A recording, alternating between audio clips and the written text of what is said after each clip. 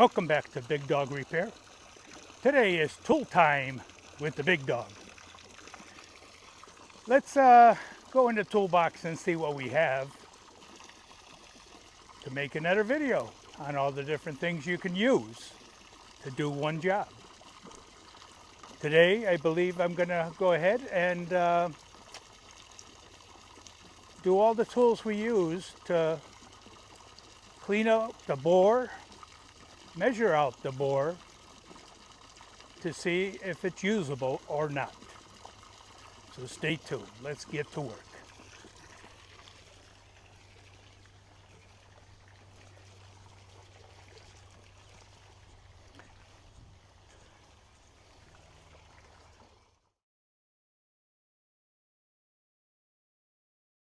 Choose the right tool for small engine repairs by the Big Dog Repair.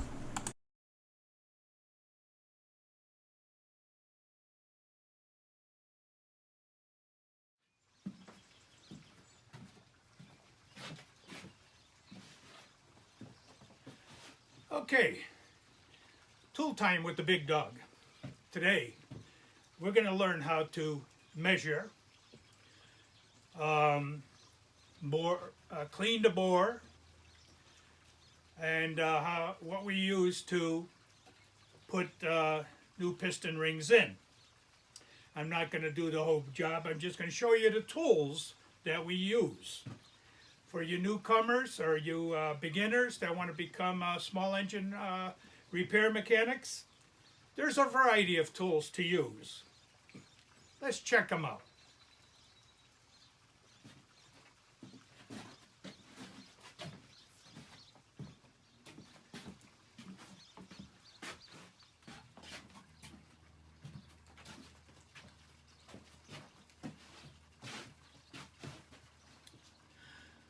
Okay, we want to measure the bore to our specifications. First, you got to figure out what motor or engine you're using. Where am I going to get the specifications? That's up to you. You have to have a computer, look up the specs, or do you have the book on it to see the specs? To measure the bore, of course, we're not going to go ahead and use something like this. You know, it's pretty hard to do. So, what do we need to measure the bore? The bore, we're going to go ahead and get some tools.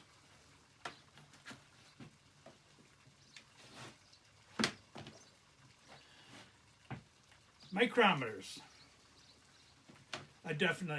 You definitely need them.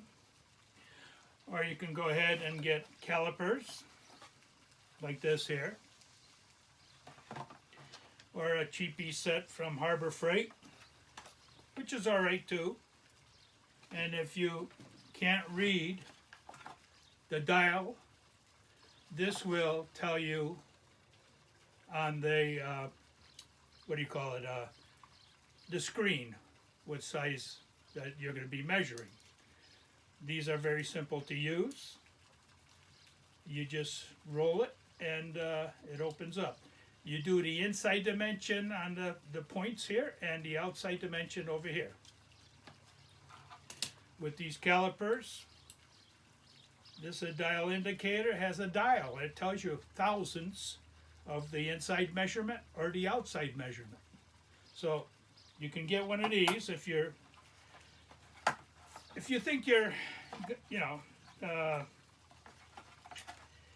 apt to using these, or you went to school and you got a pair of these, or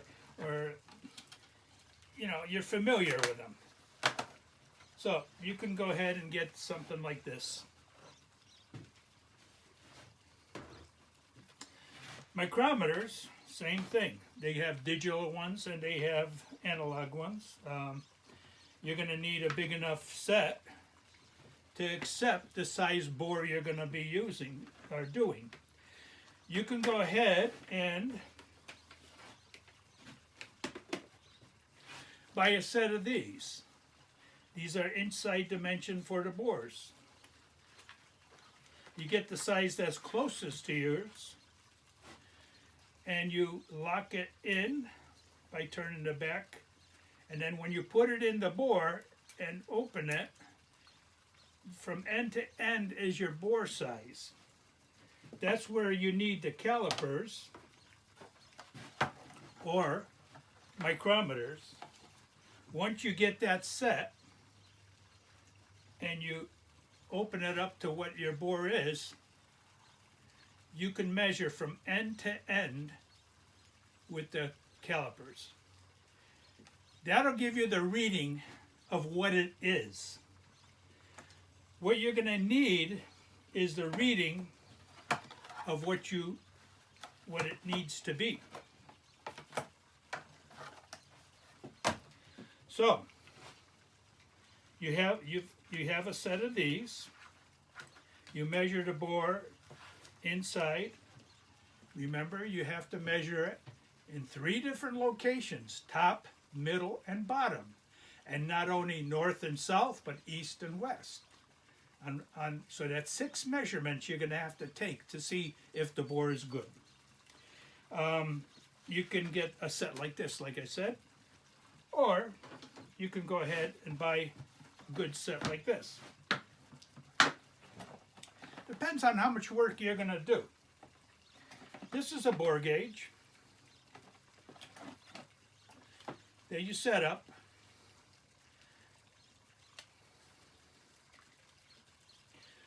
You'd have to put it all together. It gives you the different lengths of bores you're going to use. You put them on the ends over here, and you run this down into the bore, north and south, and then all 3 east and west. It's on 2 rollers in the back, and these here are the size of what you're going to put in that's closest to your bore, and then it'll give you what size the bore is.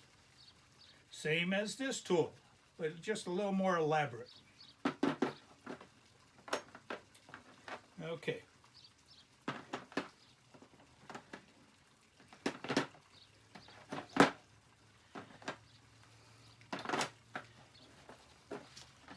A little more expensive, but an excellent tool. So now you have this stuff. You measured out your bore. Now what do we do with it? Well, if it's close enough and it's a shiny surface in the bore, you want to scratch it up a bit.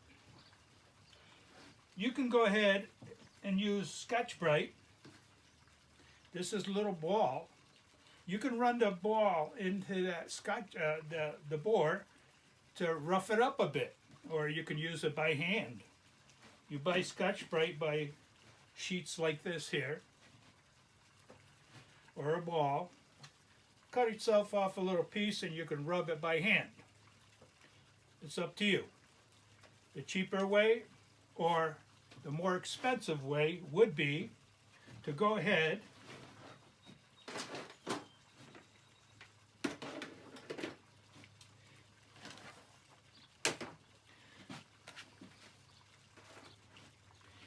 and buy yourself a set of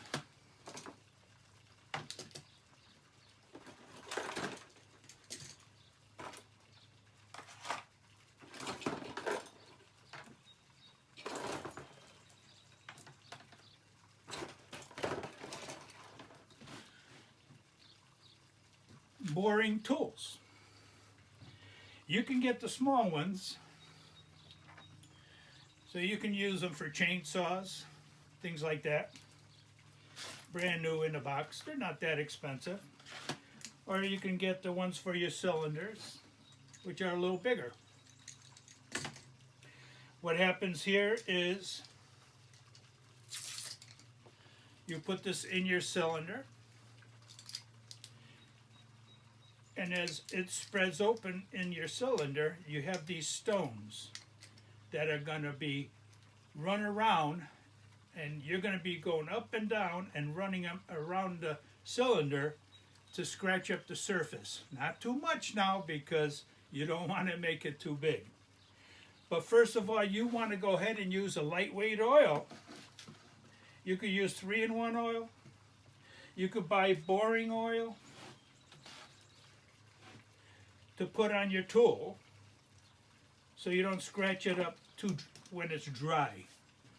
You can also buy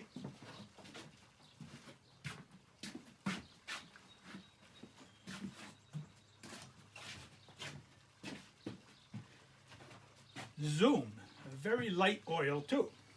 It's almost like this 3-in-1 oil. But I recommend you get a pail of water, maybe not a pail, but something about this size. So with clean water in it. So as you're scuffing up the surface of the bore, you can run this tool into the water and clean your stones. Now sometimes your stones do fall off, like this. See that? They fall off. So you're going to have to re-glue them, and if they're not good, you're going to have to replace them. So they do sell replacement stones. So you change them out periodically because they do wear, they do turn round. So there's that availability of buying them to replace. Now all that said and done, these is what I used to use. I went ahead and they came out with something new. It's these ball honing tools. Same thing. Have a pail of water next to you so you can clean them, so you don't get all that stuff that's on there all over the place. You can get all different sizes. These things are excellent. You don't have to worry about them spreading out and putting too much tension on the bore. All you're looking to do is scratch up the surface, just like this here Scotch-Brite would do. Just scratch up the surface so oil has a place to sit and lubricate your rings. All right. This has tension on it, so oops, that's a broken one. That really puts a lot of stress there on your bore, so it might take off a little too much, and you don't want too much taken off. You just want to lightly scratch up the surface. Okay. See that? And it's hard to keep them closed like this too, so you're going to have to get some Velcro. All right. So we have the replacements. And what would you use to work with this is a drill.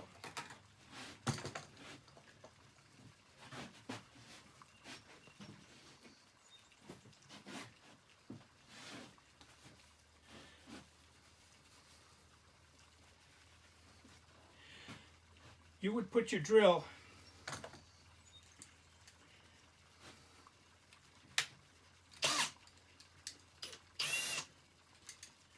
on a drill like this,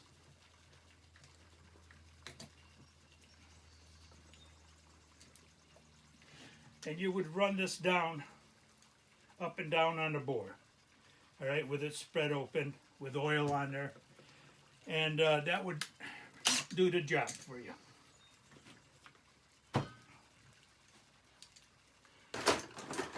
Same with this. You put it on a drill, run it up and down. It's not that drastic, or should I say harsh on the bore.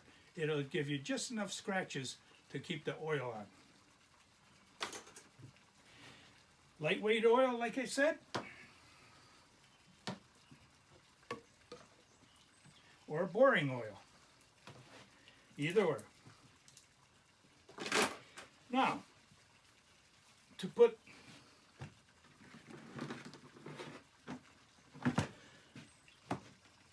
your ring, if your rings are too small and the gap is too big, you have to replace them. So you'd have to take them off the piston, and again, go to your book and see how they go on, because the chrome one is usually the top one, and the next one, the oil to pull it down, is the second one, and the oil rings are on the bottom. So you need something to go ahead and let's say put them on. What we have, where did I put it? There is a couple tools that you can use to spread the rings, but you could break them that way. I rather use my hand and spread them slightly apart. All right. Then when you go ahead and put it back in the bore, you need a set of tools, something like this here. For chainsaws, you'd use a small set like this. So this set, what it would do is you pick the size of your piston. Let's just take the first one.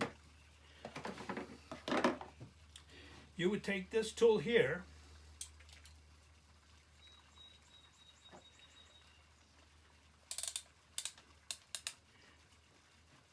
put it on top on your piston with the rings on there, and remember to separate those rings 3 different areas, like not a Star, but a Mercedes Benz insignia, one on top, one over on the right hand side, one on the left hand side, so you don't have a direct path for oil to go up on it. So you put that on your piston, you squeeze it, it'll bring the rings together. Then you use a soft blow hammer,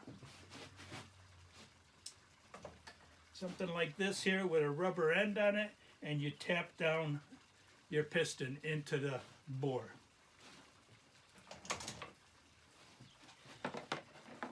So, and the ones for chainsaws, all you do is you put it on there and you squeeze with your fingers. And it only has either 1 or 2 rings, so not much effort to do that. All right, let's take this back out.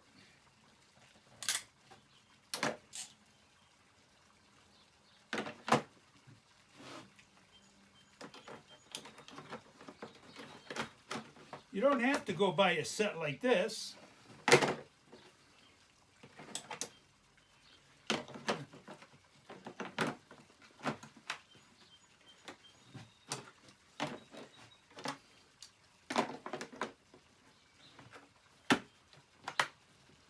Unless you're going to do a lot of work. All right, that's about $40, well, when I bought it. Could be more now because every price went up. You go ahead and you can buy these kind here.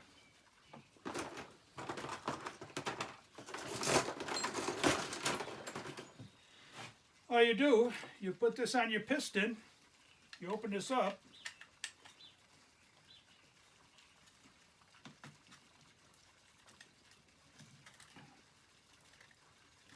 get it over your piston, and then you crank it down, and it squeezes those rings together, and then you tap the piston down into your bore. So you can go ahead and buy a set of those. All depends. You beginners, go ahead and just use what you got, because everything's expensive. And you're going to have to price your job accordingly. You can also use emery like this here to scuff up the inside of the bore. But make sure you clean everything out really good, because grit is no good for the inside of a small engine. I prefer using this kind here that you can see through it. It's up to you what you want to use. I've tried everything. What else? I guess that's it. So, this is Big Dog saying over and out.